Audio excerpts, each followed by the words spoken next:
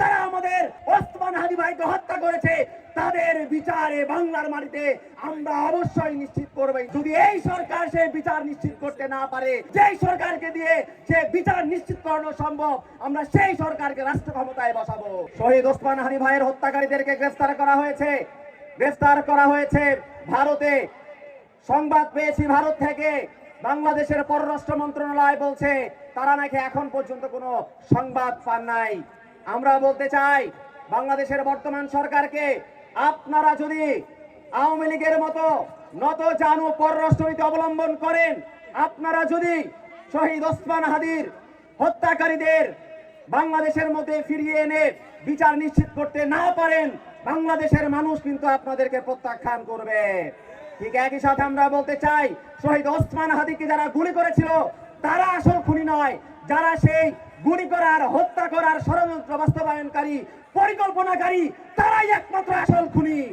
সেই আসল খুনিদের অবিলম্বে বাংলাদেশের মধ্যে ফিরিয়ে নিয়ে আসতে হবে, তাদেরকে চিহ্নিত করে বিচারের কাঠগড়ায় দাঁড় করাতে হবে। রাজশাহী বিভাগীয় ইফতার মাহফিলে উপস্থিত সবাইকে জানাচ্ছি শুভেচ্ছা। প্রিয় উপস্থিতি, দীর্ঘ 17 বছরের ফ্যাসিবাদের জাতাকল থেকে বাংলাদেশের মানুষকে মুক্তির স্বাদ দিয়েছে বাংলাদেশের তরুণরা।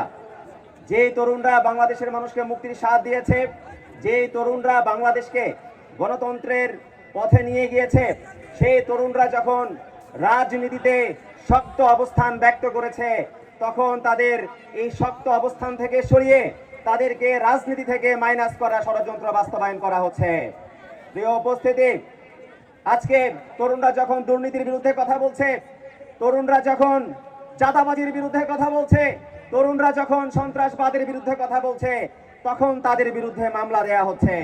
আমরা জানি আজকে মামলা দেয়া হচ্ছে, কালকে গুম করা হবে, এরপরে আয়নাঘর বানানো হবে। কিন্তু আমরা বলতে চাই, তরুণরা যখন রাজপথে নেমেছিল তখনই এই বাংলাদেশের মানুষ মুক্তির স্বাদ পেয়েছিল।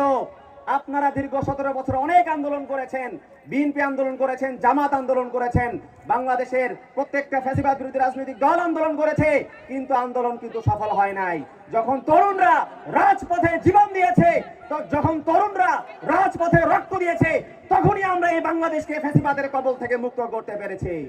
সেই তরুণরা যখন রাজনীতিতে এসেছে, তখন আমরা বলছি বাংলাদেশের তরুণরাই পারে এই বাংলাদেশের রাজনীতির গুণগত পরিবর্তন সাধন করতে। তাই আমরা যে পরিবর্তনের কথা বলছি, সেই পরিবর্তনের সুর একমাত্র তরুণদেরকেই দিয়ে বাস্তবায়ন করা সম্ভব।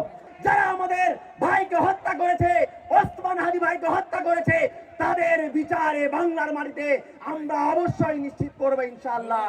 যদি এই সরকার সে বিচার নিশ্চিত করতে না পারে, তাহলে যেই সরকারকে দিয়ে সে বিচার নিশ্চিত করানো সম্ভব, আমরা সেই সরকারকে রাষ্ট্র ক্ষমতায় বসাবো।